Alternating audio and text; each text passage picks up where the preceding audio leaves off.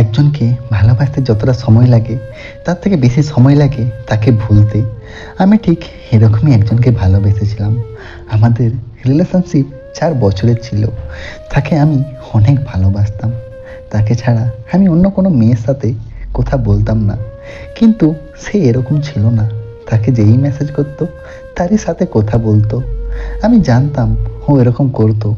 একদিন কি হয়েছিল, আমি ওর আইডিটা খোলার চেষ্টা করলাম। আর আমি অনেক পাসওয়ার্ড ট্রাই করার পর ওর আইডিটা খুলতে পেরেছিলাম।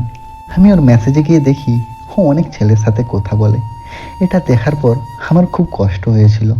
আর এটা দেখার পর আমি ওকে কিছু বলিনি। আমি ওকে এটাই বলেছিলাম, আমায় যদি ভালো নাই বাসতে আমায় বলে দিতে পারতে, আমি নিজে থেকেই তোমার লাইফ থেকে চলে যেতাম।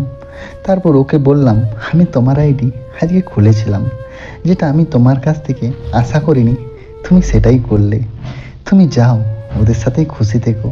আমি এটা বলার পর ওর ফোনটা কেটে দিয়েছিলাম আর নাম্বারটা ব্লক করে দিয়েছিলাম। আমি কোনোদিন ভাবিনি আমাদের ভালোবাসা এরকম করে শেষ হবে।